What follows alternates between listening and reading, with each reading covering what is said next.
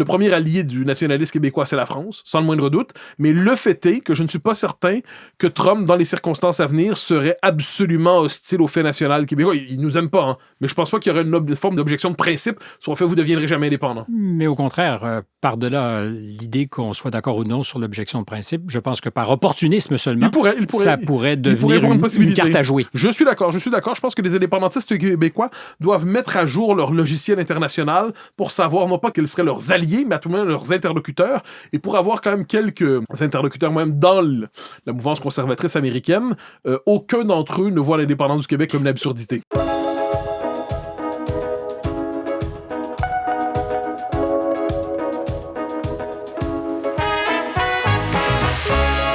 Bonjour à tous et bienvenue à un nouveau numéro de Contact, cette semaine en compagnie de Mathieu Bock-Côté, auteur de plusieurs livres, mais le petit dernier s'appelle « Les deux Occidents ».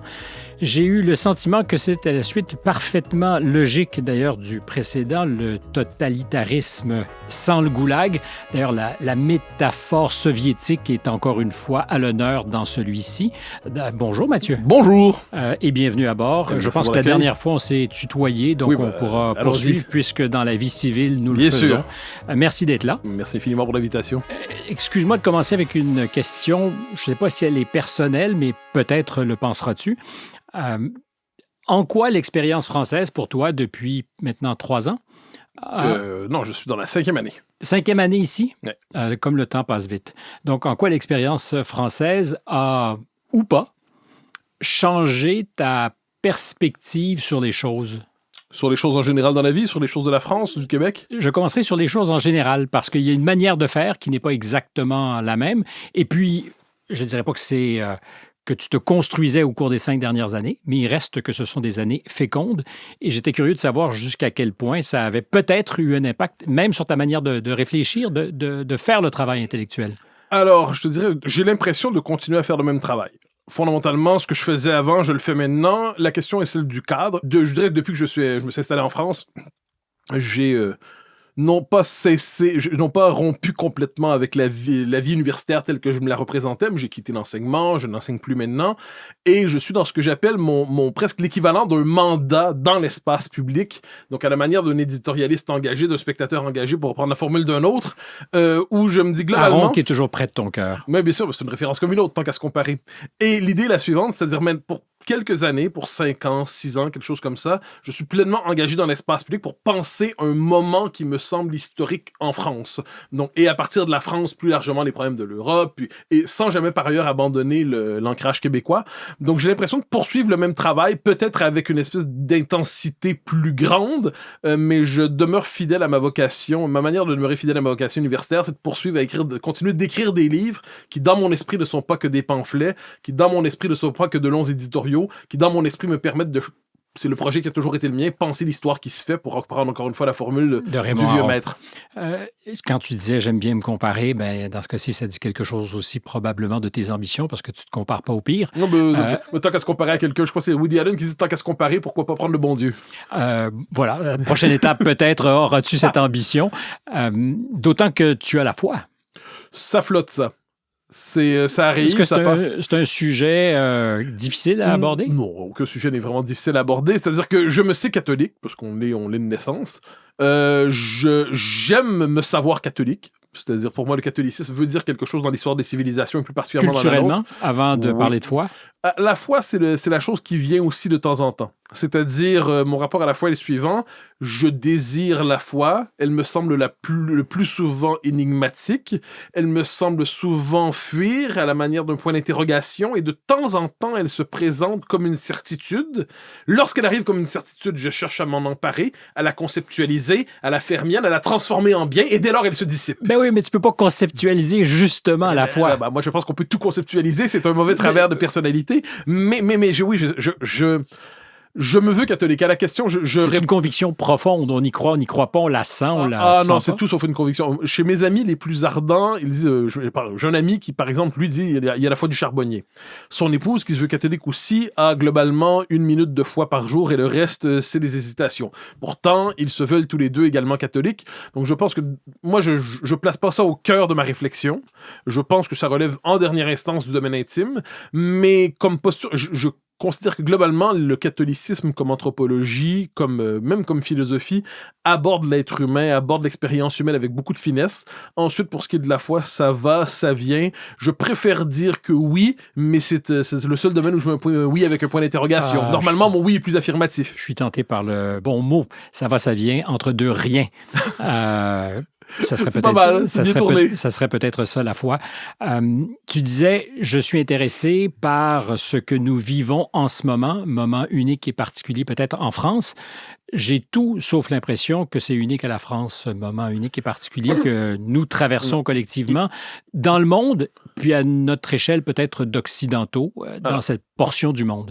On change d'époque, c'est le cœur du bouquin, c'est-à-dire on termine le cycle de 1989, ça j'en suis absolument convaincu. Le cycle qui commençait avec la chute du communisme, avec la chute du mur de Berlin, qui s'est présenté ensuite sous le signe de l'utopie, de la promesse mondialiste pour tous. Ça, on en sort, assurément. Remonte à la surface aussi des options politiques qui avaient été laissées de côté à ce moment-là. On le voit avec le retour d'une gauche plus radicale, la droite plus populiste, nationale-populiste émerge aussi. Donc on est dans un contexte comme celui-là, mais il y a une singularité française, cela dit, c'est que c'est le pays irréformable par excellence. On le voit aujourd'hui avec un blocage institutionnel, un blocage financier, avec un régime qui redoute comme jamais une révolte populaire qui est traitée non pas comme un mouvement de renouvellement du jeu démocratique, c'est-à-dire voilà des forces nouvelles qui arrivent dont on doit entendre la parole, dont on doit entendre les préoccupations, mais qui est traitée comme une insurrection quasi fascisante qu'il faut mater. Et je pense que la France, là-dessus... C'est marrant parce que l'histoire des révoltes populaires en France, c'est plutôt à gauche que ça se situe et aujourd'hui, ce débordement qui pourrait être violent est souvent associé à la droite. Alors, permets-moi, je ne pense pas que ça sera violent si c'est à droite. Par ailleurs, à l'échelle de l'histoire, la révolte populaire inaugurale de la modernité, c'est la Vendée. La Vendée, qu'est-ce que c'est? Ce sont des gens qui se révoltent contre la Révolution. Contre la Révolution, c'est une... pour conserver leur tradition, leurs coutumes, leur roi, disait-il à l'époque, leur foi. Donc, la première révolte de la modernité est une révolte, on pourrait dire, dans notre vocabulaire d'aujourd'hui, populiste, identitaire et conservatrice. Donc, de ce point de vue... Sinon, qui avait été précédé par des révolutionnaires qui s'étaient révoltés contre un ancien monde. Mais j'ai pas dit révolution, j'ai dit révolte. Oui. Et je pense qu'aujourd'hui, on y a quelque chose partout en Occident comme une révolte populaire, conceptualisé par le régime comme populiste. Je pense que les révoltés se sont appropriés le mot populiste. C'est un terme qu'on a cherché à inverser la signification du terme. C'est devenu pour certains un terme positif, mais ce qu'on voit, c'est que jusqu'à tout récemment, cette révolte était soit refoulée aux marges de l'Empire, donc en Europe de l'Est, soit elle était enfermée dans la fonction tribunicienne dans les parlements occidentaux, donc dans les partis populistes qu'on assimile à l'extrême droite, à tort. Mais aujourd'hui, elle vient de percer au cœur de l'Empire. Elle vient de percer au cœur de l'Empire, et dès lors, ça déstabilise complètement nos représentations du monde, parce que ceux qu'on traitait globalement comme les derniers révoltés avec des fourches insurgés contre la marche inéluctable des temps sont au pouvoir. On verra ce que ça donne, mais c'est un moment à penser. Une marge à faire entre la marche inéluctable des temps et celle de l'histoire, parce que celle de l'histoire n'est pas arrêtée. Non, mais l'histoire peut prendre des trajectoires différentes. C'est-à-dire la certitude absolue d'il y a 10 ans peut sembler après coup comme une forme de résidu de crétinerie idéologique d'une époque passée. Il faut relire, parce que c'est intéressant intellectuellement, tous les textes qui relevaient de l'optimisme mondialisé au début des années 90, de Fukuyama, Menck, Bruckner, des gens qui n'étaient pas des imbéciles, mais qui croyaient que nous étions entrés dans une période très longue. Or, cette période très longue aura duré à peu près 35 ans, 36 ans. On en sort aujourd'hui. Je ne sais pas ce que donnera la suite, mais je pense qu'on doit chercher à penser ce moment qui, par ailleurs, et là, je fais un détour québécois de 3 secondes et demie, au Québec, par ailleurs, après une trentaine d'années de congélation de la question nationale, elle revient aujourd'hui dans ce contexte nouveau qui est celui en partie du réveil des peuples, et la question nationale au Québec même renaît, ce qui ne me déplaît pas. Et je suis moi assez convaincu qu'il y a aussi une fenêtre d'opportunité compte tenu de qui est notre voisin présentement, et de ce que, quant à moi, l'idée du 51e État, ou le concept du 51e État, quand Trump en parle, est assez cryptique. Je ne suis pas certain qu'il pense uniquement à l'idée de faire du Canada le 51e État. Je pense qu'il y a quelque chose comme un projet de démembrement avec, à la clé, plusieurs occasions d'affaires. Et dans ce contexte-là, j'en ai parlé avec Saint-Pierre Plamondon, j'ai l'impression que pour le Québec, il y aurait peut-être du point de vue des Américains, une ouverture qui n'a jamais existé avant. Je suis d'accord. Moi, peu importe ce qu'on pense du personnage Trump, ce que je note, c'est que dans l'histoire des on pourrait dire, de la question québécoise aux États-Unis, qui n'est pas une question qui les passionne. Ceux qui, historiquement, se montraient le moins hostiles, c'était globalement dans une part de la droite conservatrice qui n'adhère pas à l'universalisme américain intégral et qui sait que ce truc bizarre que sont les peuples existe. Donc, c'est Jesse Helms, Lisée en avait parlé dans son livre Dans l'œil de l'aigle, ce qui n'était pas un progressiste, dans les années 80, pour embêter Trudeau, se montrait favorable à sa manière aux nationalistes québécois. Dans les années 90, moi, j'ai souvenir d'un échange, ça devait être dans... peut-être pas dans Commentary, mais à l'époque, je me rappelle pas où je l'ai lu, mais on pose la question de l'annexion. Est-ce qu'on prend le Canada ou non? Est-ce que la Californie n'est pas en train de devenir une forme de Québec intérieur? Et là, il y a cette formule qui vient des gens dans ce milieu-là qui disent non, mais on peut peut-être annexer le Canada, mais pas le Québec parce qu'on ne veut pas de ces Mexicains francophones socialistes. Et ça, c'est nous.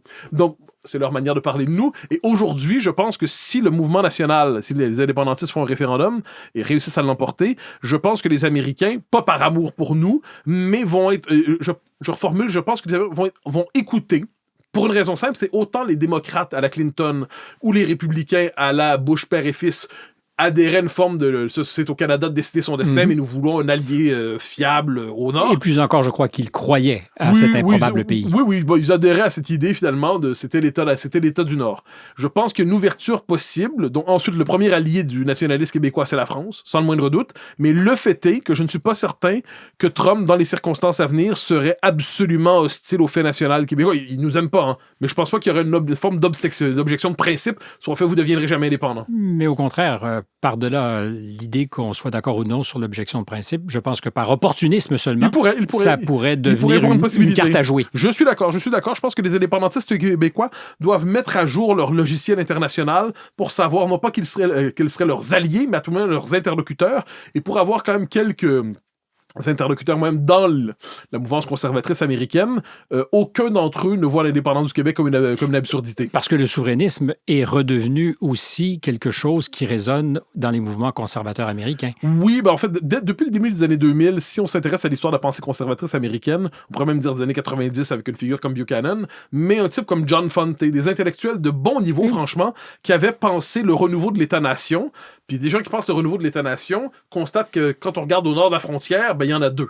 Le fait est que si la question nationale québécoise se débloquait, ils seraient prêts à tendre l'oreille. Et moi, je ne demande pas davantage. Et je serais curieux d'avoir 15 minutes, 10 minutes, 5 minutes avec un J.D. Vance pour le questionner là-dessus, parce que je suis certain qu'il a une opinion. Je suis d'accord. D'autant qu'il a des amis canadiens influents. Je crois que son meilleur ami est un député conservateur, si je ne me trompe pas.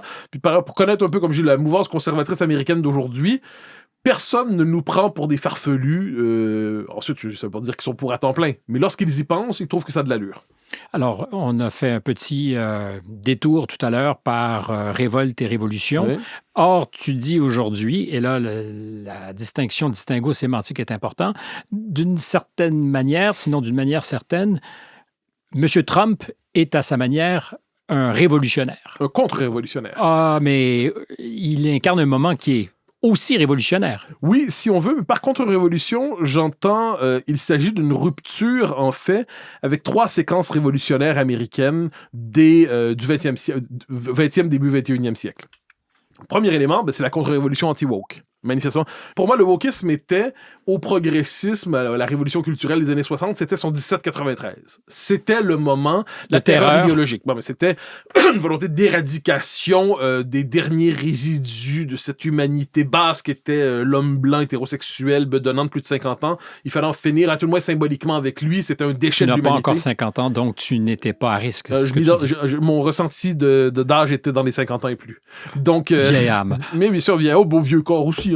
Mais quoi qu'il en soit, pré-vieillard. Donc, il y avait cette espèce de logique de terreur.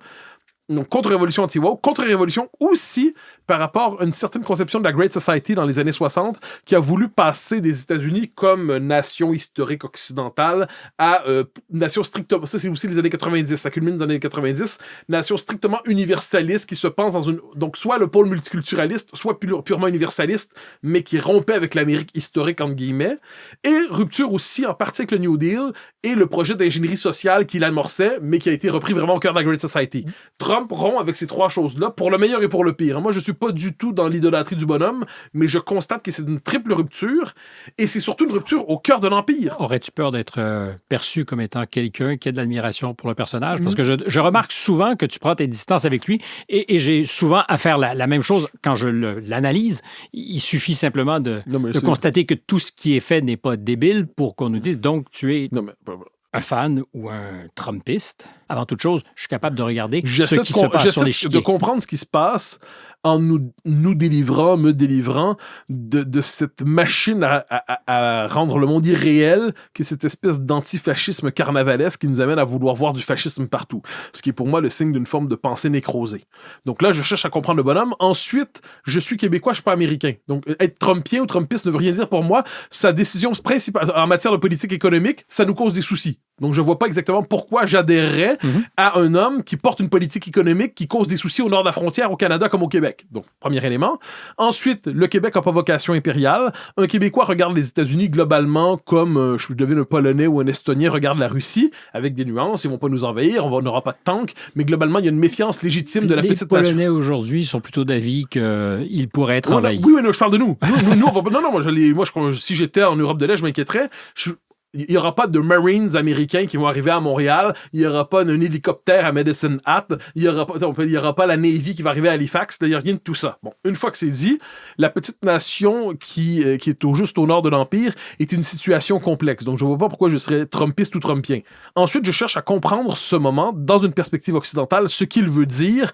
Et je pense, à la différence de certains de mes collègues, je ne pense pas qu'il faut d'abord diaboliser pour ensuite chercher à comprendre. Il faut chercher à comprendre, puis à la fin, on sera horrifié si on veut. Moi, je pense que plus on diabolise, moins on comprend, parce qu'on se contente de ça sans jamais, à aucun moment, se demander ce que sont les ferments qui ont engendré Trump. Parce qu'il est aussi, je dirais, le révélateur de plein de choses aux États-Unis qui le précèdent. Oui, mais justement, j'ai un chapitre dans le livre qui est pas celui qui est le plus discuté, mais qui me semble assez important. C'est pour de la contre-révolution en Amérique, clin d'œil tocquevillien, et pour une nouvelle histoire de la droite américaine. Parce que je pense qu'on connaît assez mal l'histoire de la droite américaine dans le monde francophone, ce qui est normal, c'est pas notre univers, mais certaines personnes ont comme mission dans la vie, comme travail, d'analyser les États-Unis.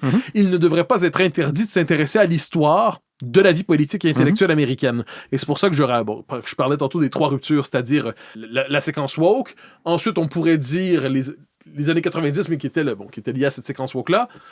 La Great Society et le New Deal. Il faut l'inscrire dans le temps long pour comprendre ce qui se passe dans la droite américaine. Puis de même, dans le chapitre pour une nouvelle histoire de la droite américaine, je cherche à rappeler comment un certain conservatisme américain, reaganien, est mort et enterré. C'est-à-dire il appartient au passé désormais. Et ceux qui disent « Ah, mais Trump s'oppose à Reagan, comment ose-t-il? » C'est juste plus le même monde. Dès qu'il faut enregistrer... C'est pas du tout le même conservatisme non plus. Mais pas du tout. Donc, si on n'a pas une lecture minimalement informée de l'histoire de la droite américaine, on ne comprendra juste pas ce qui se passe à Washington aujourd'hui. Est-ce que, selon toi, on est à vivre, parce que dans ton livre, tu poses l'hypothèse qu'il y a deux Occidents, un moment de guerre froide entre les contre-révolutionnaires, qui, à leur manière, moi, je pense, sont très révolutionnaires aux États-Unis, avec ce qui est mis en place par Trump et cette administration, et le reste de l'Occident, sinon de l'Europe, qui, comme tu le dis, est en voie de soviétisation.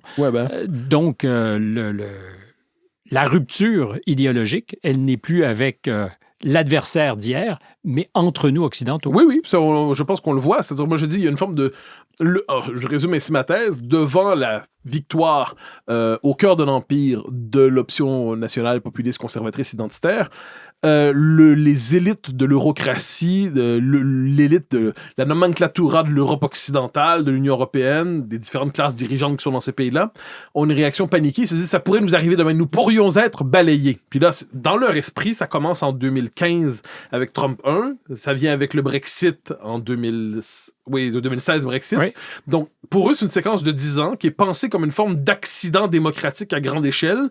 Et il faut s'assurer de modifier les institutions pour empêcher les populistes qui détournent la colère populaire de les renverser. Ça, c'est comme ça qu'ils le pensent. Et dès lors, qu'est-ce qu'on voit? Il y a la volonté de faire une forme de mur de Berlin numérique, juridique, institutionnel. À l'époque, je dis en passant, le mur de Berlin, son vrai nom, c'était le mur antifasciste. Donc, pour empêcher ce qu'ils voient comme un fascisme nouveau de les emporter. Il faut donc, et là je donne quelques exemples, on l'a vu en Roumanie, annuler une élection dont le résultat nous déplaît tout simplement. Était fâcheux. Sous prétexte absolument fallacieux qu'il s'agirait en fait d'une ingérence russe par manipulation de comptes TikTok.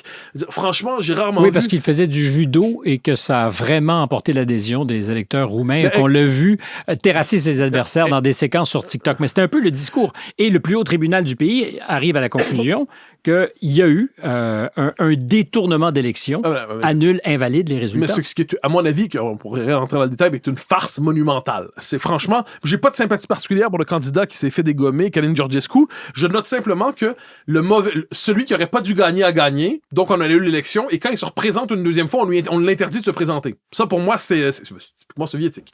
Ensuite, en Allemagne, l'AfD, on en pense ce qu'on veut, puis probablement du mal. Cela dit, on n'est pas obligé par ailleurs d'y voir des nazis, mais surtout, il y a une volonté aujourd'hui d'interdire le principal parti d'opposition. Thierry Breton s'est revendiqué d'ailleurs de ce qui s'est passé en Roumanie. Pour le dire de faire en Allemagne. On pourrait de façon prophylactique d'ailleurs. Pour nous dire ensuite qu'il ne l'a pas dit. Ça, c'est encore mieux. Ensuite, en France, donc interdire un parti quand même. En France, l'idée que si jamais Mais c'est possible en Allemagne d'interdire un parti. Mais je sais, parce qu'il y a des outils constitutionnels qui permettent de disqualifier un parti. Mais le principal parti d'opposition, théoriquement, en démocratie, on essaie de le battre de manière classique. Oui, puis aujourd'hui, le premier dans les sondages. Oui, mais donc, moi, je confesse des réserves là-dessus. Ensuite, en France... Sur quoi tu confesses des réserves? Sur cette idée d'abolir un parti qu'on n'aime pas. Je veux dire, on le bat démocratiquement, on ne l'interdit pas. Ça, comme je dis, je me suis à l'ancienne. Je crois aux vertus des élections plutôt qu'à l'interdiction formelle des partis désagréables. Je pense que c'est le seul véritable test. Sinon, on n'est plus dans ce qu'on appelle la démocratie. Voilà, c'est un peu ce que je dis dans le livre. Ensuite, en France, quand en 2021-22, on croit que le camp national populiste peut l'emporter, eh bien, au nom de l'état de droit, on assiste à une forme de verrouillage institutionnel où on dit si jamais Le Pen ou Zemmour l'emporte, eh bien... Le mauvais candidat. On va les empêcher, ils promettent un référendum soit sur l'immigration, soit sur les institutions. On va illégaliser, on va rendre illégal à l'avance, anticonstitutionnel, le référendum qu'ils veulent tenir. Donc, autrement dit, gagnerait-il les élections qu'ils ne prendraient pas le pouvoir? Et l'état de droit, c'est ainsi qu'ils nous présentent ça, donc une forme de gouvernement des juges qui vire à la dictature des juges, et le pouvoir des administrations bloquerait en fait ce gouvernement nouvellement élu, ce président nouvellement élu qui ne pourrait pas tenir son fameux référendum. Et, sur un même registre, en Grande-Bretagne, on a quelque chose qui, pour moi, me rend complètement fou. Donc, au nom de la lutte contre la haine, les discours haineux, vous pouvez avoir aujourd'hui, à 6 heures du matin, la police cogner chez vous. Toc, toc, toc. Bonjour, monsieur. Vous avez, il y a 2 ans ou il y a 1 an et demi, fait un tweet où vous expliquez qu'il y a un lien entre immigration et insécurité. C'est un tweet haineux. Donc, la police qui cogne chez vous à 6 heures du matin ou à l'aéroport, pour d'autres. Oui, bien sûr. Alors ça, pour c'est absolument scandaleux. Donc là, on quitte les paramètres de la démocratie. Et c'est le paradoxe étant présent. On prétend, les élites de la nomenclatura disent qu'ils veulent sauver la démocratie libérale, mais dans les faits, c'est au nom du sauvetage de la démocratie libérale qu'ils piétinent à la fois la souveraineté populaire et les libertés publiques. Alors, je vois là-dedans une tentation autoritaire sans gêne. Sans gêne. Alors, je te cite là-dessus, justement. Le totalitarisme était le démon travaillant de l'intérieur la démocratie.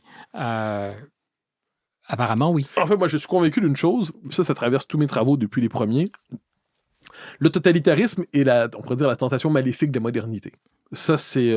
la modernité porte en elle une aspiration, c'est l'homme qui devient absolument maître de lui-même, il n'y a plus Dieu, ni maître, et ainsi de suite, il n'y a plus de verticalité, l'homme se produit lui-même. S'auto-engendre. C'est le fantasme de l'auto-engendrement. Très rapidement, à partir de là, on peut basculer dans l'idée que la société doit être intégralement produite par une volonté. Dès lors, c'est l'utopisme. Et quand l'utopisme, plus la technocratie qui lui donne les moyens de se concrétiser, s'accouplent, qu'est-ce que ça donne? Ça donne la terreur dans l'histoire. Oui, surtout si vous êtes assez en désaccord avec... on a une révélation nouvelle, voilà comment l'être humain deviendra libre. Vous n'êtes pas d'accord avec nous, vous êtes contre la liberté humaine, vous êtes désormais hors l'humanité en quelque sorte. Et l'histoire de la modernité, je pense, dans sa dimension libérale, la modernité libérale, c'est évidemment l'idée qu'il faut contenir le pouvoir, il faut permettre une émancipation de l'individu, tout en sachant l'homme faillible. Ça, c'est l'héritage, la part la plus noble du christianisme, le péché originel, cette idée que le mal est dans le cœur de l'homme, le mal est le bien, donc on pourra jamais éradiquer éradiquer le mal. Donc, dès lors, il faut organiser la société selon le principe du moindre mal. Et il y a ceux qui se disent que si on fait tomber l'institution méchante, le capitalisme, l'hétéropatriarcat, qu'importe le concept utilisé, on pourra accoucher d'une société idéale qu'on va produire à la manière d'une utopie désirée par une élite capable d'implanter ce modèle. Devant cela, moi, je dis, mais attention au danger. Ben oui, qui seront les arbitres de l'utopie. Voilà. Et j'ai toujours l'impression que je ne serai pas dans le coup. Donc, ne serait-ce que parce que tu le serais si tu le voulais, mais il faudrait que tu acceptes de prendre la pilule et de la bonne couleur. Non, parce que je pense que fondamentalement, le propre de la logique totalitaire, c'est la logique de la purge. Il y a toujours plus pur que soi qui apparaît. Et il y a toujours finalement une tête à guillotiner. Alors, on ne guillotine plus de manière classique aujourd'hui. Virtuellement, mais c'est pareil. Mais cette idée d'éliminer les restes qui pensent mal me terrifie. Donc, moi, je crois à l'institutionnalisation du pluralisme dans sa part la plus légitime. Et ça, je pense que notre époque ne voit plus la démocratie sous le signe d'un pluralisme fécond. Et de ce point de vue, tu t'attaques à un des mythes les plus agissants quand on questionne l'autorité, celui de l'état de droit. Oui. Comme si c'était une chose sacrée, oui. Comme si c'était en soi bon et comme si c'était par définition neutre, oui. Qu'il n'y avait pas de programmation à l'état de droit. Oui. Or, c'est totalement faux, évidemment. C'est factuellement faux. Mais ça bluffe tout le monde. C'est-à-dire qu'on se dit, est-il possible d'être contre l'état de droit? Sinon qu'il y a un ministre de l'Intérieur ici qui a eu cette audace de dire que c'était ni sacré ni intangible. Mais il faut voir là-dessus, je crois, comment fonctionne la pensée politique. En fait, la production du discours politique dans les sociétés contemporaines. Un mot est produit qui est censé avoir une fonction de sidération et d'intimidation. Vous ne pouvez pas vous opposer à ce mot-là. Donc là, le mot état de droit apparaît. Donc là, et là, celui qui maîtrise la définition du mot état de droit, qui est aussi par ailleurs une définition flottante en fonction des intérêts de celui qui le définit, eh bien, celui qui s'y oppose peut être banni à la manière de l'infréquentable du moment. On peut le cordon sanitariser, on peut le chasser à l'extérieur du front républicain, on peut en faire ce qu'on veut. Or, moi, c'est pour ça que là-dessus, je n'accepte de débattre politiquement de ce point de vue qu'à condition de définir minimalement les termes dont on parle. Or, l'état de droit, si il s'agit de la défense des libertés publiques et d'assurer un contrôle de constitutionnalité des lois en fonction de l'intention du constituant et non pas en fonction de la réinterprétation créatrice du désir du constituant que font les juges, Là, ça devient autre chose, ça devient compliqué. Donc, l'état de droit, s'il s'agissait de la démocratie libérale classique, globalement, j'en suis le premier défenseur. Aujourd'hui, c'est plus ça. Aujourd'hui, c'est une interprétation créatrice, presque par des théologiens du droit, de ce que seraient des droits, par ailleurs, pensés comme une révélation, une définition des droits de l'homme qui ne cesse de s'étendre sans arrêt. Les juges ont la responsabilité de les fixer, les bureaucraties, les technocraties nous les imposent, et le peuple, les élus sont vus comme une forme de pouvoir à l'ancienne, un pouvoir résiduel qui dépend de l'humeur de l'opinion. Mm-hmm. Et donc, l'état de droit... Et une nuisance à la rigueur. Oui, bien sûr, on aimerait s'en passer. Et d'ailleurs, on fait des lois pour faire en sorte que les gens se taisent. Puis quand ils votent mal, on trouve les moyens de les empêcher qu'il y ait des conséquences à leur vote. Donc, devant ça, il y a c'est le paradoxe des temps présents.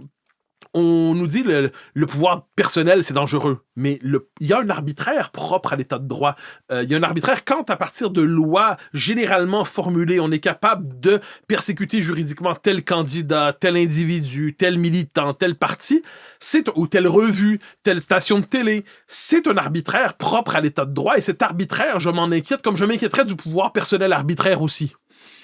Et cet état de droit, pourtant, aujourd'hui, est par plein de gens considéré comme le métronome de la démocratie. Ouais, plein de gens, mais dans un milieu en particulier, qui s'appelle l'extrême centre. C'est-à-dire le commun des mortels, quand on lui explique qu'on ne peut pas, par exemple, garder plus longtemps en camp de rétention, des individus dangereux, parce que c'est contre l'état de droit tel qu'interprété par le Conseil constitutionnel en France, par exemple, on pourrait dire l'équivalent de la Cour suprême chez nous. Mais le commun des mortels, il dit, là, le droit ne fonctionne manifestement plus, donc il faut modifier le droit. Et là, on lui dit, vous êtes contre l'état de droit. Si on nous dit, par exemple, ça c'est un autre truc, on le voit en France, vous ne pouvez pas critiquer les décisions de justice. Comment ça, on ne peut pas critiquer les décisions de justice? Ce sont des textes sacrés. Donc, et cette décision, elle n'a pas été prise par Monsieur Intelligence Artificielle. Quelqu'un a tenu la plume avec sa subjectivité, avec ses propres préférences. Donc, moi, je reviens sur la question de la personnalisation du pouvoir. T'allèguera, Mathieu, que le juge n'a pas à rendre opérante sa subjectivité. Il doit interpréter le plus littéralement possible les lois de la cité. À la lumière de l'intention du constituant et du législateur. Or, c'est plus dans ce monde-là qu'on vit. Donc, dans la mesure où on assiste à une captation du pouvoir, une confiscation du pouvoir, par une petite élite qui est même pas légitime. Il y aura toujours une élite, mais une élite qui est pas légitimée démocratiquement. Je pense qu'on a quitté la démocratie libérale en prétendant la sauver. Alors, de ce point de vue-là, quand Trump, sans jusqu'à ce jour qu'il ait choisi de ne pas respecter les décisions des tribunaux, mais quand il donne l'impression, pour parler en québécois et surtout en employant la métaphore de hockey, quand il fait une mise en échec de la justice et qui fait de l'échec avant, il n'est qu'en train de tester la volonté populaire qu'il incarnerait en disant aux juges et aux tribunaux, vous n'êtes pas l'incarnation de cette volonté. Je vais vous donner un exemple à l'échelle de l'histoire.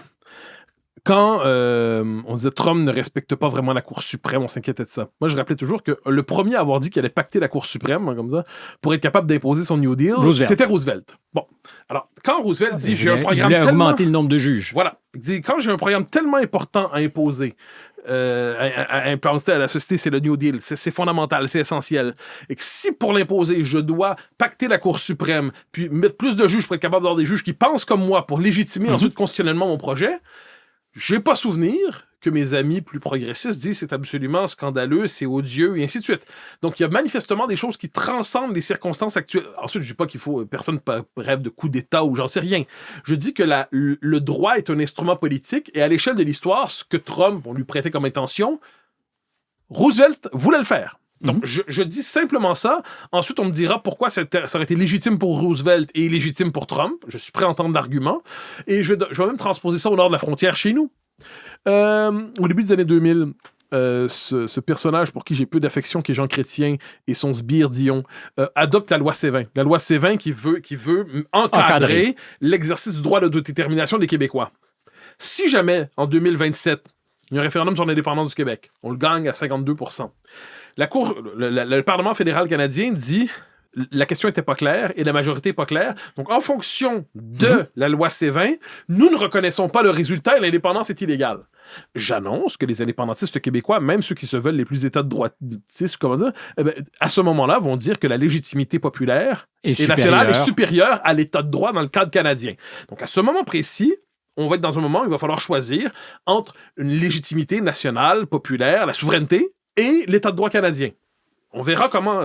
Et en France, je donne un court exemple d'une seconde. Si jamais, en 2027, le camp national l'emporte, quel que soit son candidat, et il décide de faire son référendum, il s'est fait élire avec la promesse de tenir un référendum. Et puis, en ayant un chemin juridique qui y conduit. Globalement, De Gaulle a étendu l'exercice du périmètre du référendum au début des années 60, et ça a créé une jurisprudence. Et que le Conseil constitutionnel dit non, vous n'avez pas le droit. Ben, Laurent Fabius a déjà dit en amont qu'il se gardait à l'époque où il était au Conseil constitutionnel le dernier mot pour décider si oui ou non la question était recevable. Exactement. Imaginons que le pouvoir décide de dire j'ai été élu sur une promesse de référendum, je fais le référendum. Ce ne sont pas les théologiens, les juges improvisés du Conseil constitutionnel qui vont décider de l'avenir de la nation. On sera dans un choc, puis peu importe ce qu'on en pense personnellement, entre deux concepts qui, à l'échelle de l'histoire, on aime lorsqu'ils se recoupent, mais se recoupent pas toujours, la légalité et la légitimité. Deux légitimités, en fait. Oui, si on veut, deux légitimités ou deux légalités. Donc, on va être dans un moment de choc entre légalité et légitimité. Et à l'échelle de l'histoire, il serait sot de croire qu'il y a le monopole de la vertu dans un camp et le monopole du mal dans l'autre. Je ne le pense pas non plus. Alors, je reviens à ce que le ministre de l'Intérieur ou ex-ministre de l'Intérieur disait de l'état de droit en France. Il n'est ni sacré ni intangible. Est-ce que Trump, en testant la souveraineté absolue des tribunaux, rend service à la démocratie? Ce qui est certain, c'est parce qu'il est souvent présenté au premier degré comme dangereux parce que court-circuitant cette division acceptée du pouvoir entre le législatif, l'exécutif qu'il incarne évidemment, et le judiciaire. Alors, depuis sa défaite en 2020, ce qui est intéressant dans la séquence trumpienne, c'est qu'il a cherché, avec les gens du Heritage Foundation, mais pas seulement, ce qu'on pourrait appeler un chemin juridique vers la restauration du pouvoir exécutif. On en pense ce qu'on veut, mais... La version unitaire du pouvoir. Donc, on en pense ce qu'on veut, mais il a donc théorisé un chemin juridiquement argumentable pour redonner du pouvoir à l'exécutif, parce qu'il considérait, dans ce camp, que les États-Unis avaient, d'un côté, le pouvoir des tribunaux était exagéré au fil du temps, et de l'autre côté, plus encore, qui sont très politiques aux États-Unis. S'il y a quelque chose qui est politique aux États-Unis, c'est bien les tribunaux. Et de l'autre côté, le développement d'un État administratif qui avait connu une forme de croissance métastatique. Le deep state, pour employer l'expression. Les deux concepts. Il y a le deep state, mais l'État administratif aussi. Je pense qu'il faut distinguer les deux, et ils s'opposaient aux deux. Bon. Donc, il a cherché ce chemin-là. Il s'est fait élire sur ça. Je pense que, encore une fois, je reviens sur au-delà de nos préférences. Je suis pas sûr que ça soit fait élire sur ça. C'est-à-dire que... Oui, sur la dépossession. Oui, mais pas tellement sur cette idée qu'il allait redonner aux électeurs une part de pouvoir qui leur avait été dérobée. Ça, je crois. Ça, je pense que quand on décide de dire qu'il faut restaurer le politique...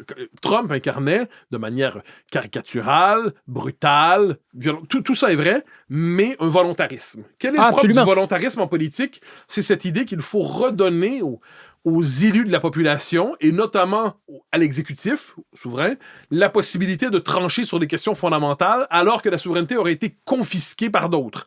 Ça nous ramène à la question de l'impuissance publique, qui est souvent réclamée comme une espèce d'explication fourre-tout pour l'incapacité de ceux qui sont aux commandes de faire quoi que ce soit en disant « ça ne se joue pas ». Or, c'est évident qu'il fait mentir tous ceux qui disaient « on ne peut pas avec le pouvoir faire bouger les choses ». Donc, on peut. Ensuite, est-ce que mais là, on va y aller avec les prières habituelles. Est-ce qu'il est brutal? Oui. Est-ce qu'il va trop loin? Probablement.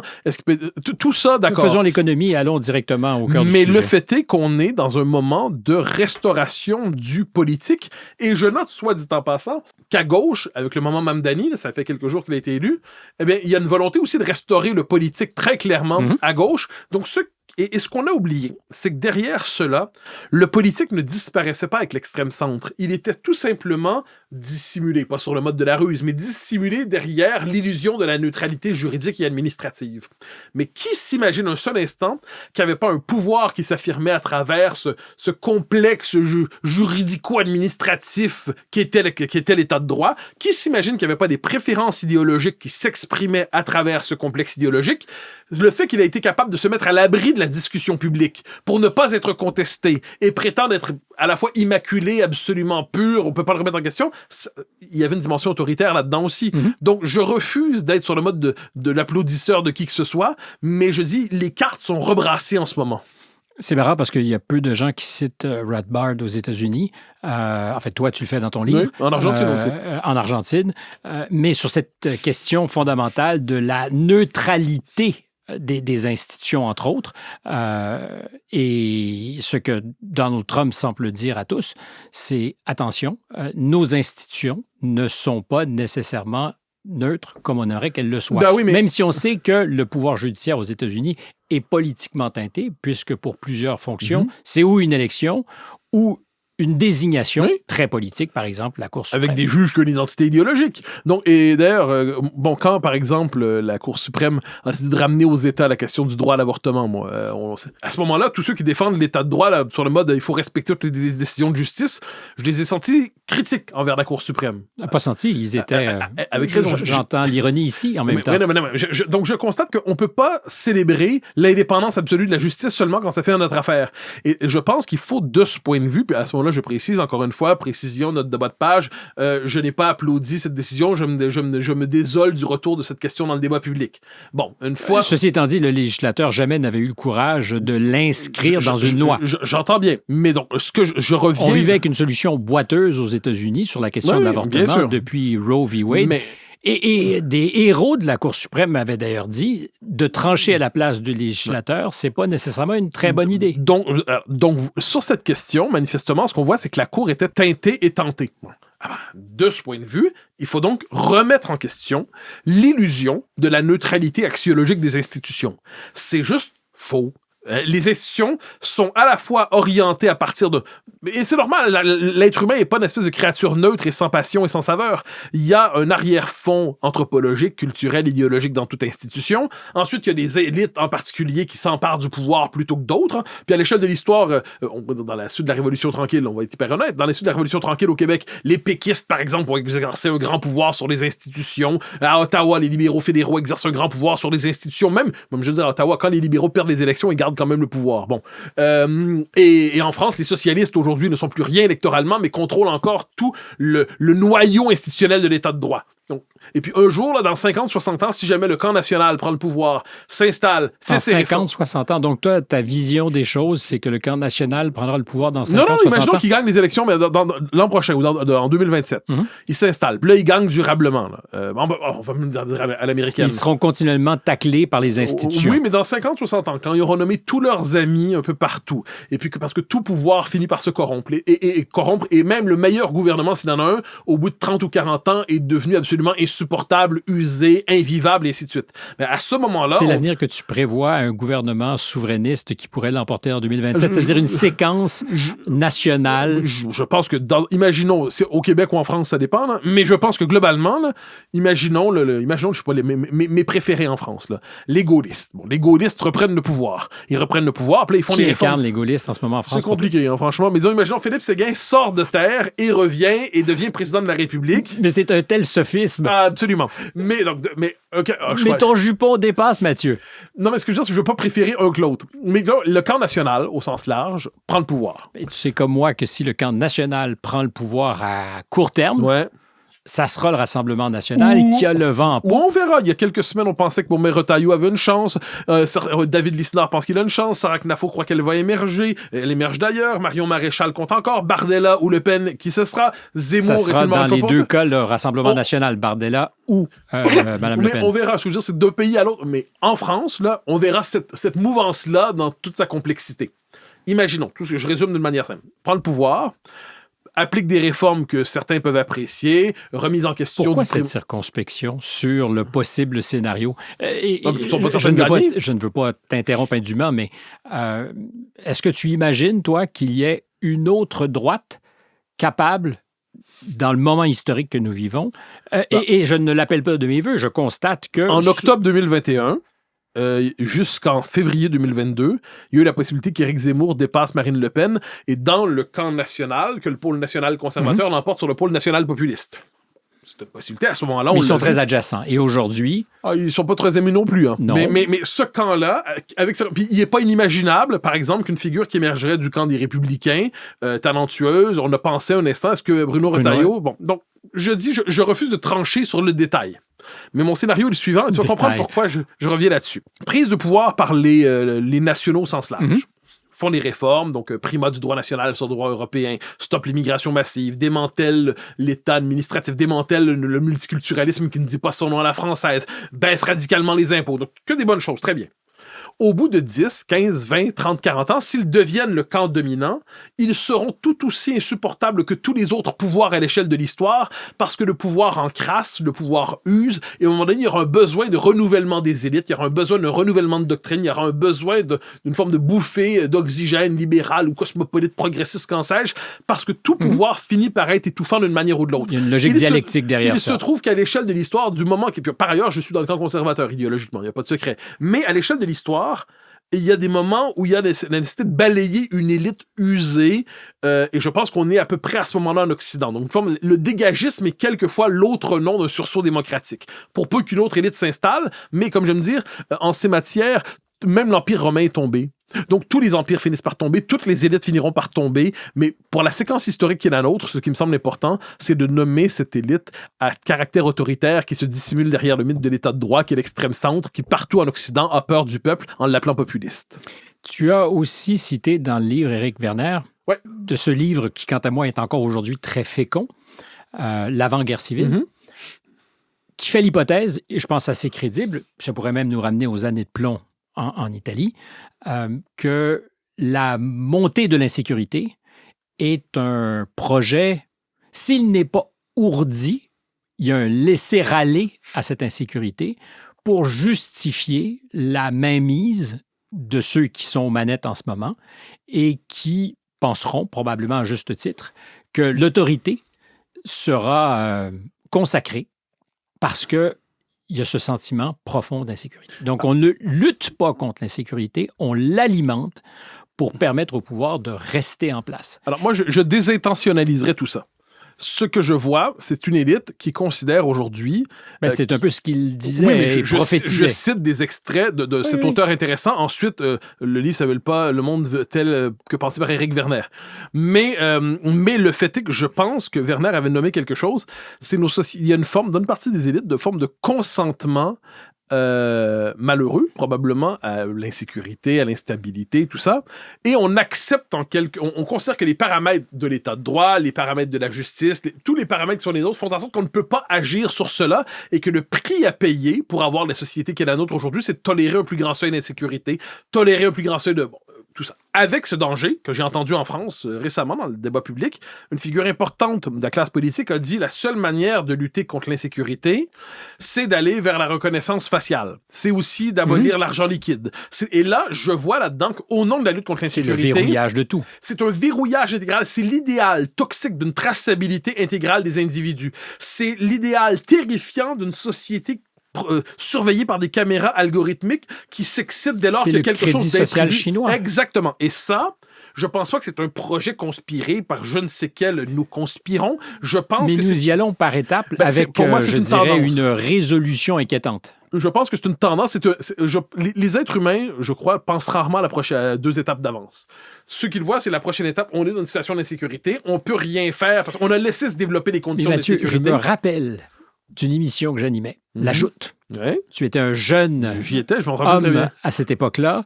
Et une question qui avait été posée, c'était la multiplication de la sécurité aux aéroports, qui était présentée non pas comme une contrainte acceptable, mais comme peut-être le début d'un processus. Et je me souviens t'avoir entendu dire... Mais pour être en sécurité, il faut... Alors, c'est pas un reproche que je te fais avec 15 ans d'écart, mais je me rappelle quelqu'un qui était assez enthousiaste à ce moment-là. Mais peut-être que la mémoire me fait défaut. Mais je sais que tu avais, de façon convaincante, présenté cette idée que de vivre en démocratie, entre autres, c'était d'accepter de se dépouiller de certains droits au nom du besoin de vivre en sécurité. Alors, c'est plus il y a 20 ans qu'il y a 15 ans, mais cela dit, non, je pense... c'est pas donc un reproche que je te fais sur cette question, j'ai évolué, entre guillemets, c'est-à-dire que les contraintes liées à la sécurité me semblent réelles, c'est-à-dire pour vivre en sécurité. On est d'accord. Mais là où j'en suis arrivé, mais au fil du temps, la conclusion suivante, c'est que je ne souhaite pas évoluer dans une société où pour me sentir en sécurité, j'ai besoin de caméras partout. J'ai besoin d'un flic à chaque coin de rue. Il n'y en aura pas d'ailleurs de flic à chaque coin de rue, ça va être fait autrement. Tu seras fliqué autrement. Oui, mais le fait est qu'en France, par exemple, dans la psychologie collective, il y a la formule on veut du bleu, la couleur de la police, partout. Franchement, je trouve pas ça rassurant. Je donne souvent l'exemple suivant parce qu'on l'a vu, ça a évolué il y a quelques années quand on parlait de Montréal, on disait que c'est une société où notamment les femmes pouvaient se promener très librement avec très peu de crainte d'être agressées. Bon. Et j'entends dire que ça commence à changer, ainsi de suite. Donc, les femmes intériorisent, un peu comme on le voit en France, dans certains trajets de transport en commun, ainsi de suite. L'idée d'un danger pour lequel il faut se préparer. On va s'habiller autrement, on va prendre ce transport-là, on ne prendra pas ci, on ne prendra pas ça. Donc, les conditions de l'insécurité augmentent, et là, ce que je vois... Et le champ de la liberté se rétrécit. Voilà. Et donc là, individuellement, on intériorise cet univers nouveau, et parce qu'on veut y répondre collectivement, on se dit, il faut un État de plus en plus sécuritaire, presque policier, et moi, ma réflexion là-dessus, qui fait en sorte que je suis seulement semi-libéral parce que vraiment un plein national, c'est que je pense qu'on a créé, involontairement, assurément, les conditions de la destruction de l'espèce de sécurité par les mœurs, de sécurité normale, de confiance sociale qui existait. Des sociétés de plus en plus divisées, de plus en plus conflictuelles, de plus en plus hétérogènes pour mille et une raisons, de plus en plus traversées par... Et où le garde-fou n'est plus notre capacité à se brider, mais où on accepte qu'il est une contrainte externe. Quel est le principe de régulation? Les mœurs sous la loi. Or, je préfère les mœurs à la loi. Je constate que les mœurs s'effondrent, les lois se multiplient, et ça se radicalise. Et encore une fois, j'y reviens. Quand on m'explique que c'est la fameuse formule absolument atroce, si vous avez rien avec l'idée d'une traçabilité, par exemple, si vous avez rien à vous reprocher, pourquoi seriez-vous préoccupé de ce qu'on lise vos mails? Et moi, je réponds toujours, mais l'État trouvera toujours quelque chose à nous reprocher. Y compris dans la liste d'épicerie. Il peut trouver quelque chose. Il peut dire, pourquoi vous lisez ce livre-là exactement, monsieur? Ce $500, pourquoi vous l'avez utilisé ainsi? Et ça, de ce point de vue, j'ai toujours été assez méfiant. C'est mon anticommunisme primaire, comme dirait l'autre, va toujours traverser, même quand le communisme était mort. Je me méfie d'un État tout-puissant qui croit à la transparence intégrale du monde, qui croit à la nécessaire traçabilité du comportement de chacun. Je crois à la sanctuarisation de la vie privée. Je crois au fait que l'État a des fonctions régaliennes et doit éviter le plus possible ensuite de vouloir nous travailler sous le signe de l'ingénierie sociale. Donc ensuite, par ailleurs, à la question... Mais c'est la logique du Léviathan, mais à son extrême. Bien sûr, c'est avec l'œil de Sauron aujourd'hui. Alors, pour revenir à l'exemple que tu donnes, dans les aéroports, la réaction, il y a 20 ans, la réaction était compréhensible. On a vu le 11 septembre, et ainsi de suite. Qu'est-ce qu'on fait? On n'a quand même pas envie d'exploser en vol. Ce que je constate, 20 ans plus tard, c'est que dans nos sociétés, au nom de l'impératif sécuritaire, on veut désormais, à partir d'une traçabilité intégrale rendue possible par les moyens techniques de nos jours, lire tous vos courriels. C'est le projet de Chat Control de l'Union européenne, qui pour l'instant est reporté, mais on verra demain. Je le résume pour ceux qui ne connaîtraient pas le débat. Chat Control, c'est cette idée qu'au nom de la lutte contre la pédocriminalité, il faut qu'il soit possible de détecter, en temps réel, de lire toutes vos communications par messagerie. À partir de mots-clés, d'intelligence artificielle, qui pourraient débusquer le vilain pédophile, mais pourquoi pas autre chose. Mais le problème, c'est qu'on va commencer par le pédophile, très bien, là, c'est une vraie lutte contre la pédocriminalité, mais très rapidement, je pense qu'on va trouver beaucoup d'autres gens à fliquer. Et ça, dans la société actuelle, où la tentation soviétique est visible, je m'inquiète des fliqueurs, non seulement des pensées, mais des arrière-pensées. Mais tu m'excuseras ce mauvais mot, mais c'est le cache-sexe répété de cette volonté de contrôle tous azimuts que la lutte à la pédocriminalité. Parce qu'on se rallie toujours à ça. Le Canada a joué dans le même film et on nous explique que c'est parce qu'on veut lutter contre la pédocriminalité qu'on adoptera des lois qui sont à terme très liberticides. Et sur le même registre, je donne un autre exemple. Il y avait une proposition. Pour l'instant, c'est une proposition, mais on verra bien dans 5 ans où on en est rendu. On nous dit, au nom de la lutte contre les changements climatiques, vous savez, les gens vivent aujourd'hui dans des appartements, des maisons beaucoup trop grandes pour eux, au-delà de leurs besoins en matière d'espace. Moi, quand j'entends ce discours-là apparaître, je me dis qu'au nom du Qu'est-ce que ça climat, annonce? La prochaine étape, dans 5 ans, 10 ans, 15 ans, c'est le principe de, on va taxer les espaces exagérés dans votre maison, ou alors ça va être le principe du phalanstère, c'est-à-dire l'espèce de colocation obligatoire au nom de la lutte contre le climat. Je vais de manière caricaturale, mais je crois... Non, mais il y aura l'idée d'un métrage carré qui est approprié. Un encadrement de l'existence, encore une fois, au nom des idéaux les plus nobles, et je constate que les idéaux les plus nobles sont normalement fort utiles pour piétiner les libertés des uns et des autres. La vertu sert souvent le totalitarisme. Et le 20e siècle, c'était cette histoire-là. Donc, et même la Révolution française à bien des égards. Donc, voyant tout cela, j'ai toujours été démocrate libéral, mais j'ai cru pendant des années qu'on avait gagné.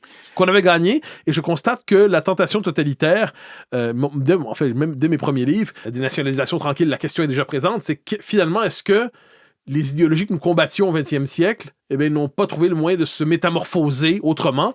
Et je constate qu'aujourd'hui, cette piste que je suis depuis près de 20 ans intellectuellement semble se confirmer. Oui, ça change de visage, mais c'est à peu près le même démon. Oui.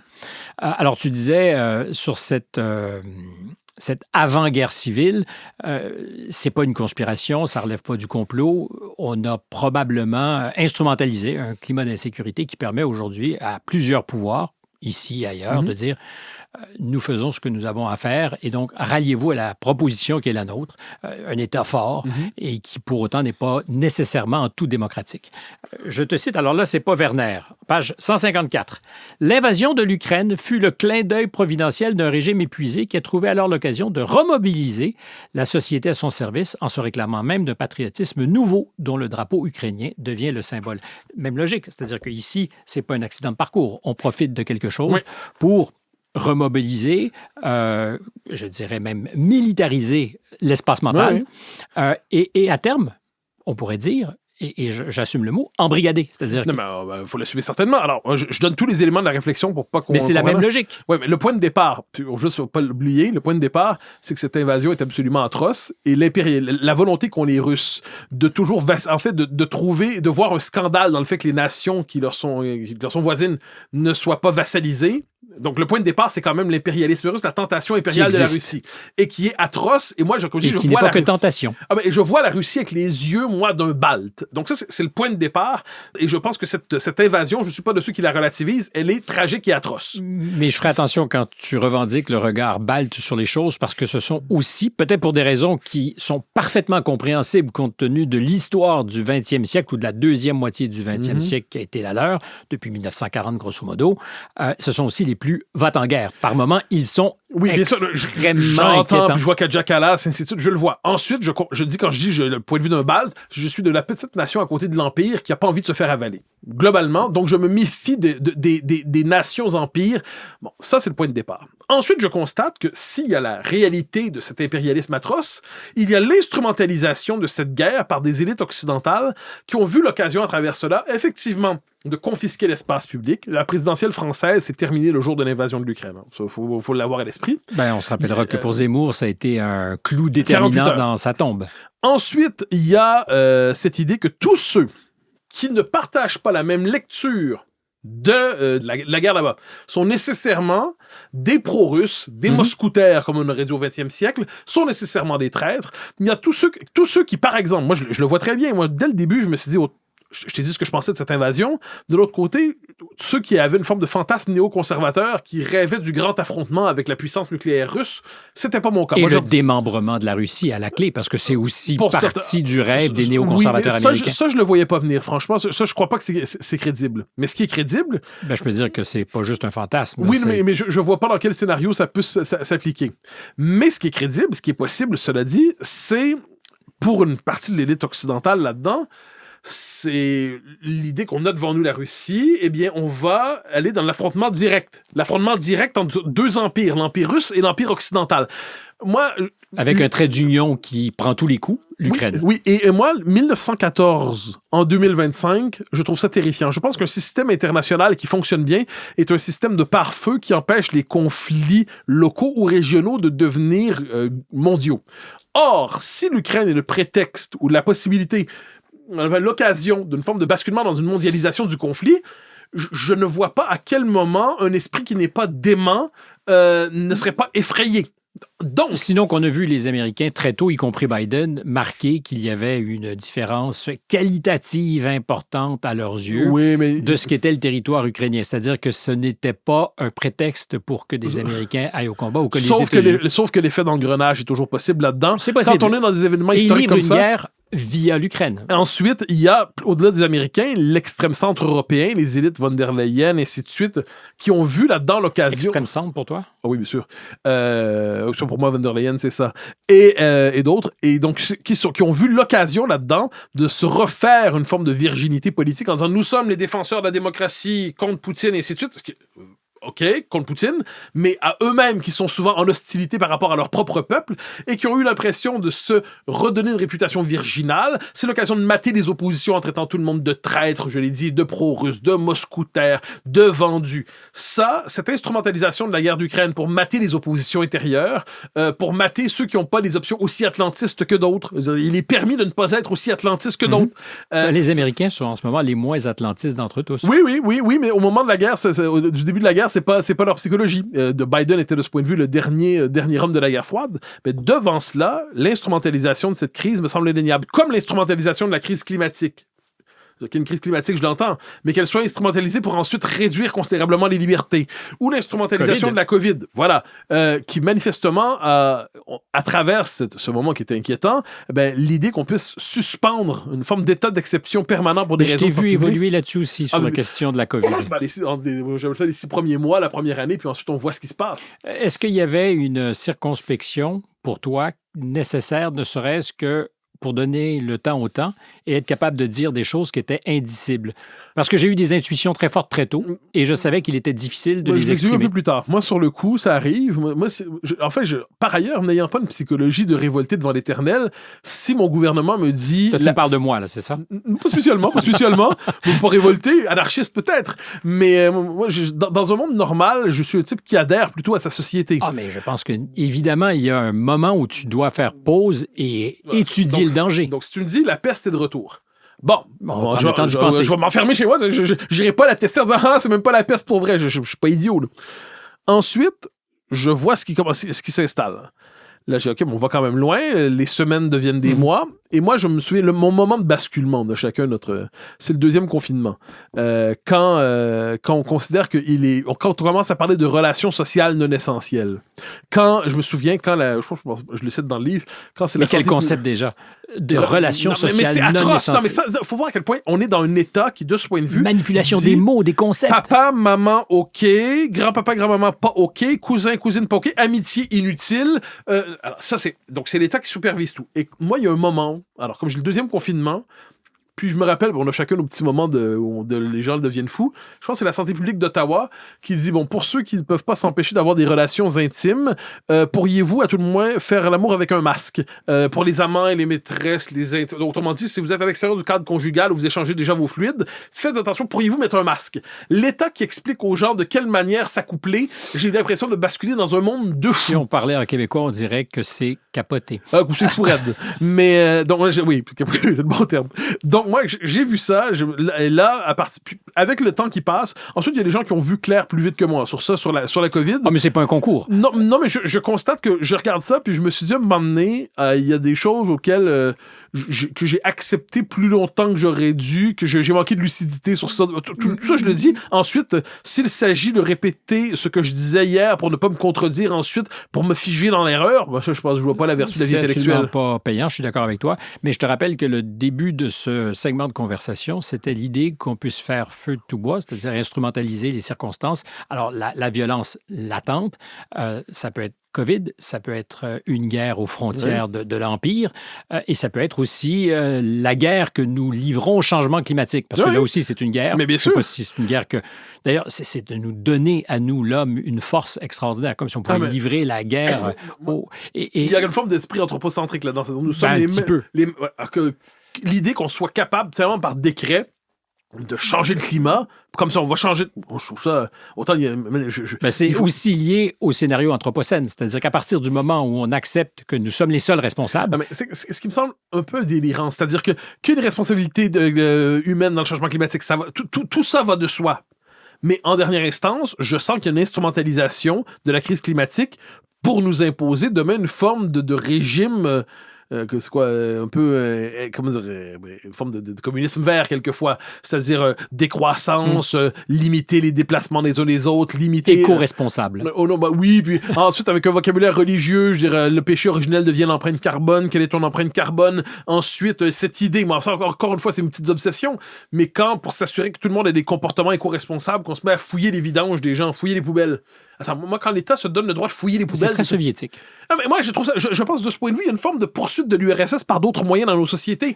Et par ailleurs... Mais la délation est devenue presque acceptable. Non, pas acceptable. Valorisée. J'ai souvenir d'un moment pendant la séquence COVID où je me rappelle très bien quand le gouvernement commence à nous dire, si vous voyez vos voisins faire des fêtes, n'hésitez pas à les dénoncer.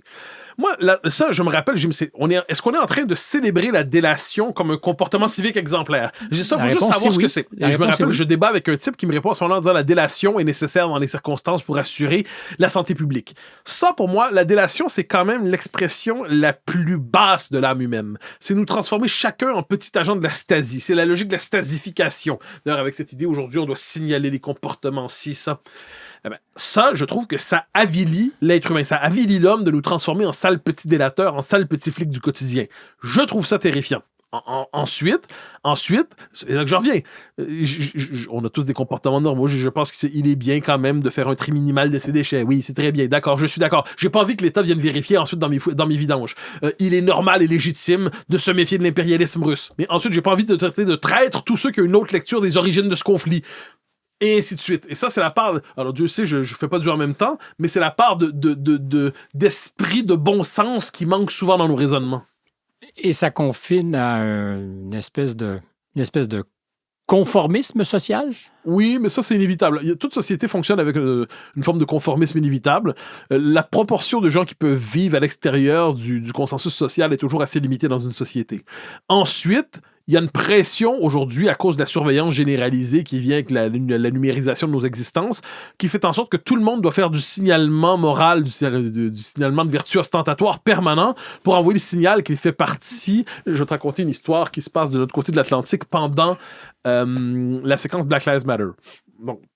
la séquence Black Lives Matter, très rapidement, apparemment, l'Occident au complet est coupable de racisme systémique, puis tout le monde veut envoyer le signal qu'il adhère à cette idée. Et c'est le monde est ce qu'il est. Il y a donc, il faut mettre des photos sur Instagram. Je pense que tout le monde doit mettre un carré noir la même journée. Puis une personne que je connais, qui est moins propice au conformisme idéologique, cette journée-là a surtout envie de partager d'anciennes photos de voyage sur le mode, mais rappelez-vous, à la pandémie, on avait plus de liberté. Donc là, il y a des carrés noirs qui apparaissent partout sur Instagram et cette personne met une photo de son précédent voyage dans je ne sais quelle partie du monde. Et là, elle a l'impression d'avoir commis, cette personne, une transgression absolument atroce. Elle expose un moment de bonheur quand tout le monde est censé s'agenouiller symboliquement sur les réseaux sociaux. Je peux pas m'empêcher de me souvenir de ça avec un sourire joyeux. C'est-à-dire, à un moment donné, quand tout le monde veut t'obliger au même moment à plier le genou en fonction d'un événement qui s'est passé aux États-Unis, parce qu'on doit tous se sentir coupables, et si on ne prête pas, si on ne jure pas sa culpabilité dans l'espace public en s'auto-flagellant, on est une mauvaise personne. La joie est coupable dans les circonstances. Non, mais la joie n'est pas permise. Puis c'est comme, si je peux me permettre, ça me fait penser dans les années 50, les hussards, hein, les romanciers, on les disait, de droite, ils l'étaient probablement, mais c'est surtout parce qu'on était à l'époque où la littérature devait être engagée dans la récitation du catéchisme marxiste, et eux chantaient la joie de vivre. Chanter la joie de vivre quand on est dans une période où tout le monde doit répéter le même slogan exigé par le régime, chanter la joie de vivre devient un geste dissident. Et certainement transgressif. Ah ben bien sûr. Non mais le fait de ne pas suivre, comme je dis, il y a des normes, c'est normal. Il faut respecter les feux rouges, il faut porter les paquets des vieilles dames, il faut payer son loyer le bonjour. Tout ça est vrai.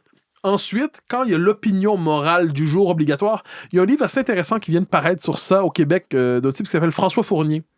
J'en ai parlé dans le journal il y a quelques jours, et là, le titre m'échappe au moment, mais c'est un essai sur le conformisme. Sur le conformisme. Et franchement, c'est un beau boulot, c'est un beau travail, où le gars cherche à comprendre, à la lumière de la philosophie, de la psychologie, de l'économie et de la sociologie, les mécanismes du conformisme dans nos sociétés. Et ce qui fait en sorte, il donne des exemples très concrets. Novembre 2024. Qui connaît Mark Carney? Mars 2025, c'est le sauveur, c'est M. Beau-CV qui va sauver le Canada du grand méchant Trump. Oui, de 0 à 100 km en quelques instants. Tout le monde répète au même moment. Donc, comment se fait-il qu'en l'espace de quelques jours, on se met tous à répéter? Donc ça veut pas dire qu'il y a des espèces de conspirateurs, un Saruman terrifiant caché quelque part. Ça veut dire simplement qu'il y a des mécanismes du conformisme qui s'activent dans nos sociétés. Et ça, bon, par ailleurs, il y a des gens qui proposent le slogan qui va être repris ensuite par la machine à fabriquer le conformisme. C'est un sujet de réflexion intéressant. Et selon toi, qu'est-ce qui fait qu'on est si tenté par cette idée d'adhérer à la logique des clous, dans le fond? Je pense que la proportion de gens qui peuvent vivre à l'extérieur de l'approbation publique est assez limitée dans toute société. C'est normal. On a envie d'être d'accord avec la société. On n'a pas envie d'être le vilain petit canard. On n'a pas envie d'être le mouton noir. C'est normal. Parce qu'il y a un prix à payer.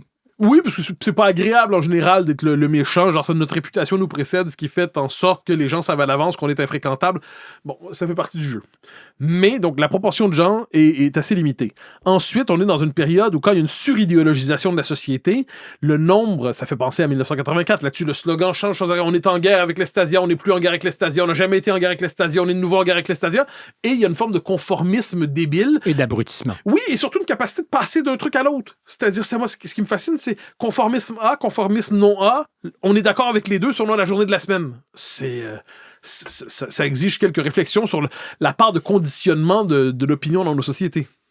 Oui, je suis d'accord. Deux éléments que j'ai aussi notés dans ces deux Occidents. D'abord, un chapitre qui est peut-être passé sous silence, on en parlait à micro fermé avant que ça ne commence, où tu expliques peut-être ton doute sur la productivité des impôts que nous payons. En fait, c'est presque un appel voilé à la révolte du contribuable. J'ai dit presque un appel voilé à la révolte du contribuable, mais cette idée que par l'impôt, c'est une forme d'assujettissement du citoyen aussi qu'on obtient. Manifestement. Non, mais parce que l'idée partager collectivement des responsabilités, c'est une chose, mais un impôt qui devient confiscatoire, c'est aussi une manière d'engager... on devient tous dépendants de l'État. C'est-à-dire que le moral de tous. C'est une société où, fondamentalement, l'État considère que l'argent que nous gagnons ne nous appartient pas. Il prend sa part, qui peut être toujours plus grande, pour alimenter une bureaucratie toujours en expansion, au nom de programmes toujours plus ubuesques, et apparemment officiellement pour nous soigner, pour nous éduquer et pour assurer notre sécurité dans les rues. Mais au final, qu'est-ce qu'on voit? Il y a une classe bureaucratique métastatique, je reprends la formule, qui vampirise la société. Et cette classe bureaucratique est l'acteur invisible dans nos sociétés parce qu'elle se dissimule derrière la référence à l'intérêt général. Donc, c'est pour ça que j'aime dire qui paie ses impôts vole sa famille. Ensuite, on s'entend, il faut payer ses impôts. Puis moi, j'appelle jamais à l'illégalité. Je suis un garçon bon, là-dessus, je respecte les règles de la société. Mais je constate que le consentement à l'impôt est un principe, une question qui revient dans la vie publique. Le déliter un peu? Est-ce que... Non, il faudrait surtout voter pour des gens qui proposent quand même de réduire significativement la taille de la bête. L'État est un gang qui a réussi à éliminer ses rivaux. Oui, alors ça, c'est une formule, parce qu'on dit souvent, qu'est-ce qu'une religion? C'est une secte qui a réussi. Voilà. Mais de la même manière, l'État, quelquefois, mais je le dis de manière amusée, c'est un gang, dans la guerre des gangs, qui a réussi à exercer le monopole de la violence légitime. Voilà. Oui, exactement, le pizzo, sur le pizzo, c'est-à-dire la taxe de protection. Il dit, donne-moi de l'argent, en échange, je vais te protéger, tu n'auras pas de souci. Mais le fait est que le domaine où l'État s'étend, ce domaine ne cesse de s'étendre. Et par ailleurs, on nous dit tout le temps, parce que le cocu content de droite aime dire c'est sûr qu'on paye beaucoup d'impôts, mais si on a des bons services, j'ai pas de problème avec ça. Il est cocu parce qu'il se fait traiter et tromper par l'État qui... Oui, puis surtout, il veut pas avoir l'air d'un égoïste qui pense qu'il devrait garder une plus grande part de son argent. C'est la pire chose dans le restaurant. Je veux pas avoir l'air d'un égoïste. Prenez 99% de mon argent, il n'y a pas de souci, si on a des bons services. Donc, à un moment donné, premièrement, l'idée que l'État doit... Tu ne crois pas à la logique de ces bons services? Manifestement, ça fonctionne pas si bien que ça partout en Occident aujourd'hui. Ensuite, si on me dit qu'il y a le régalien, la sécurité, il y a les affaires internationales, ça va de soi. Il y a l'intégration, je l'accepte même, de la santé et de l'éducation dans le régalien. OK, d'accord. Ensuite, manifestement, on a quitté ce domaine depuis longtemps. Et par ailleurs, on vit, quoi qu'on en dise, dans un régime de semi-économie planifiée, où on le voit notamment avec les politiques de subvention en France qui appellent, on a les abattements fiscaux, et en France, il y a les niches fiscales. Le principe est le suivant. L'État prend prend presque tout. Ensuite, il vous propose une niche fiscale en expliquant que si vous êtes gentil, vous allez pouvoir vous dérober à l'impôt qu'on vous a d'abord pris, mais si vous n'êtes pas gentil, on peut retirer la niche fiscale et vous serez maté. À travers ça, il y a une logique... Donc, il y a un chien de garde derrière toutes les niches. Oui. Et il y a aussi, à travers cela, il faut bien le constater, une forme de logique d'assistanat généralisé. Parce que nous déployons... La nouvelle lutte des classes pour toi. Je pense qu'il y a quelque chose comme une lutte des classes, mais dont l'acteur, comme je dis, l'acteur souvent invisible, c'est la bureaucratie. Ensuite, je suis pas libertarien, j'ai jamais été libertarien, je suis beaucoup trop nationaliste pour être libertarien.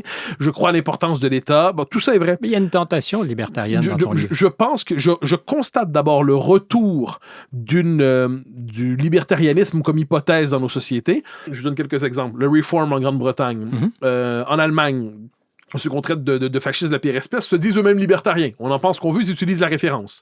Milei en Argentine. Aux États-Unis, dans la coalition Trump, il y a des mouvances libertariennes. Au Canada, Poilievre était plutôt libertarien, faut pas l'oublier. Donc ça revient. Pourquoi ça revient? Parce qu'on constate que l'État social, partout, c'est à ce point étendu on est passé du filet social au hamac social, qu'on est dans des sociétés de plus en plus, je le disais, conditionnées, où la classe bureaucratique a un pouvoir absolument délirant. Donc on se dit, on ressurgit l'hypothèse d'une critique, non pas seulement de la mauvaise gestion de l'État, mais de l'ampleur du déploiement de l'État. Sans avec l'idée de revenir à une forme de je ne sais quel anarcho-capitalisme débile, c'est pas mon créneau. Mais je constate que cette hypothèse libertarienne revient. Je suis libertarien sur un point, cela dit, c'est la liberté d'expression. Moi, sauf les appels à la violence et la diffamation, moi, vous auriez le droit de tout dire. C'est la vision américaine. Mais qui me semble tout à fait fondée. Et donc ça, je suis un libertarien en matière de liberté d'expression, un maximaliste. Pour le reste, je pense qu'on est rendu à un moment, cela dit, de nécessaire défiscalisation significative de nos existences pour redonner de l'oxygène, pour débureaucratiser. Donc tout ça me semble nécessaire. C'est un chapitre qui n'est pas celui qui a le plus retenu l'attention, mais je ne le crois pas inimportant. Cette défiscalisation, d'abord, rappelle que nous soyons capables de nous débarrasser de ce passif lourd que sont nos dettes. Et ça n'arrivera pas d'un coup de baguette magique. Mais de ce point de vue, le débat en France sur la dette est absolument central. Oui. Parce que, mais même chez nous... Mais tous les tropismes français s'y expriment aussi. Parce que, oui, la dette, mais on va davantage taxer. Oui, non, mais c'est fou. C'est une machine qui rend fou. C'est-à-dire, il y a une dette dingue. Donc là, on se dit, on doit augmenter les taxes et les impôts et tout ça pour être capable de financer le service de la dette. Mais l'hypothèse d'une réduction significative de la taille de l'État pour nous délivrer de cette dépendance névrotique à l'État. Parce que globalement, c'est quoi le deal? C'est l'État prend une bonne partie de ce que vous avez, sinon presque tout. Ensuite, il vous offre officiellement des services. Il vous laisse des grenailles pour organiser votre existence, globalement pour vous amuser, même si globalement vous devez vous construire une vie avec ça. Et il dit, ne vous inquiétez pas, je m'assure de l'essentiel. Mais se pourrait-il qu'une part de l'essentiel, on veuille s'en occuper un peu par nous-mêmes aussi? Mais en même temps, l'essentiel, puisque tu vis à Paris, c'est la vie qu'il t'est possible de vivre ici et qui coûte quelque chose, c'est-à-dire que ça fonctionne jusqu'à preuve du contraire. Alors, je ne suis pas en train de dire que tu as un bon deal pour ce que tu paies, mais la vie en société appelle que nous en payons une partie des coûts. J'ai pas dit qu'il fallait abolir l'impôt. J'ai pas dit qu'il fallait abolir les taxes.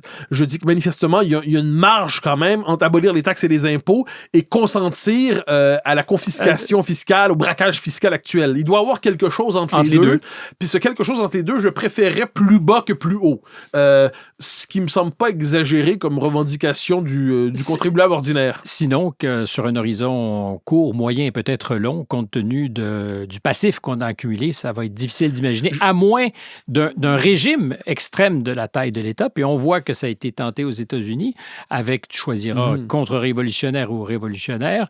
En tout cas, une méthode qui n'était pas celle de la tronçonneuse, mais qui était très audacieuse.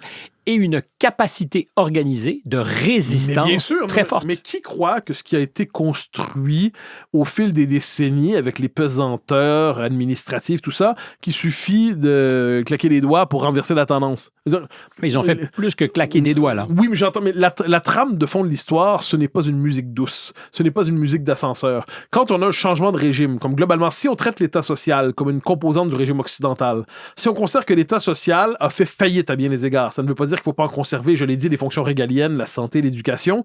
Une fois qu'on a dit ça, eh bien, on doit constater que l'État social ne fonctionne plus pour mille et une raisons qui ne relèvent pas seulement de la mauvaise gestion, qui relèvent du changement de la structure démographique de nos sociétés, qui relèvent de la pression migratoire qui vient faire éclater complètement les services publics, qui relève aussi d'une étrange habitude du commun des mortels de croire que l'État doit régler tous ses problèmes, qui résulte du fait qu'on a favoriser le développement de comportements politiques et sociaux où les gens s'organisent pour être capables d'obtenir la subvention du moment.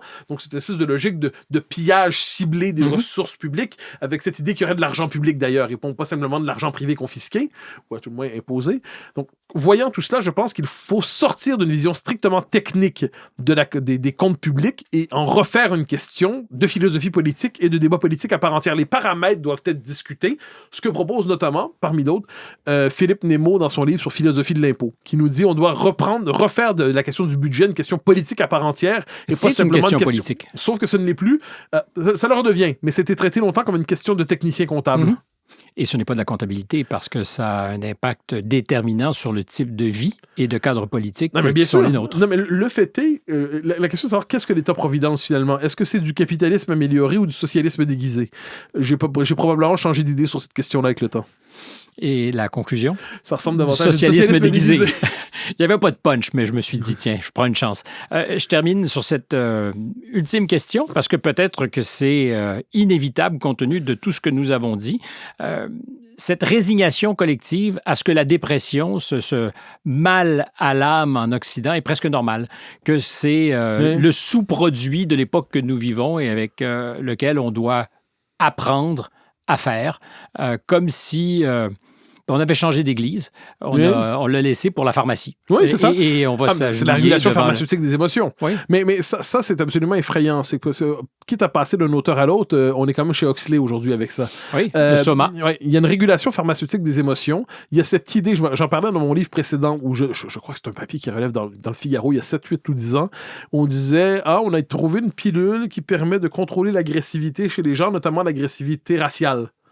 Attends un instant. Si on prétend réguler les émotions mauvaises à travers des pilules, je dis qu'on bascule dans un régime de conditionnement absolument totalitaire. Donc, encore une fois, puis je précise, quand je suis malade, je suis heureux qu'on ait des développements pharmaceutiques et je trouve ça très bien. Je n'ai pas le réflexe anti-médecine. Je constate que la fonction sociale prêtée à la petite pilule pour être capable de réguler les humeurs collectives... La muselière chimique. L'espèce de... On va mater avec la pharmacopée le malheur populaire. Or, le fait est qu'il s'explique de bien d'autres manières, c'est-à-dire la perte de contrôle sur nos vies, la perte de contrôle des libertés individuelles et collectives, la déspiritualisation intégrale de l'existence pour plusieurs qui est vécue difficilement, la déconstruction de nos normes culturelles. Tout ça plutôt que de reconstruire ce qui s'est, en des temps nouveaux, avec les changements d'époque, de reconstruire ce qui doit être construit, ce que propose d'ailleurs Étienne Alexandre Beauregard dans son très beau livre Anti-civilisation, eh bien, plutôt que de faire ça, on se dit, on va distribuer généreusement les pilules et traiter toute forme de vitalité comme une forme de comportement agressif, inquiétant qu'il faut, comme je dis, mater par la pilule. Ce qui n'est pas particulièrement un horizon intéressant pour l'existence. Sinon qu'il est très présent. Ah ben, mais c'est déjà le cas. C'est déjà le cas. Que ce qu'on appelait autrefois la vitalité des jeunes garçons soit traité aujourd'hui par le Ritalin et ainsi de suite, je trouve ça terrifiant. Je veux dire, ensuite, probablement que les parents qui en ont besoin le disent c'est nécessaire, puis je ne vais pas les embêter sur leur vie. Je dis qu'il fut un temps où on trouvait qu'il était normal que des adolescents, que des jeunes hommes, des jeunes femmes, chacun soit agité à leur manière. On pourrait embarquer dans tout ça sur un autre registre. La régulation débile aussi des humeurs par le comportement névrotique sur les réseaux et ainsi de suite. Il y a tout un continent qui s'ouvre ici pour un nouveau livre.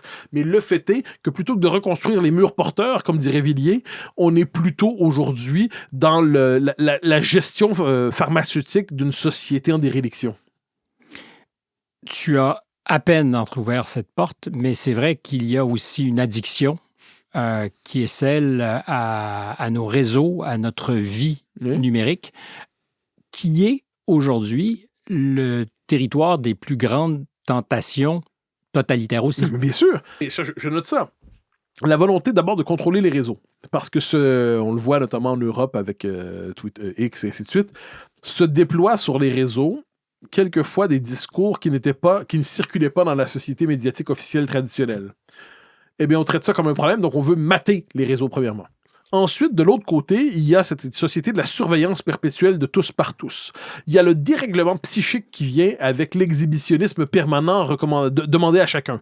Ça, c'est fascinant. Je dirais une banalité de comptoir, mais qu'on ne puisse plus aujourd'hui aller dans des événements sans crainte d'être filmé, surveillé, sans avoir toujours la possibilité de se retrouver sur la photo de... Il y a quelque chose là-dedans, une forme de... Moi, je suis pas de ceux qui disent que le totalitarisme vient seulement du bas aujourd'hui. J'ai assez écrit de bouquins là-dessus pour dire que ça vient encore du haut. Mais le fait est qu'il y a un totalitarisme par le bas. Populaire. La surveillance des uns et des autres.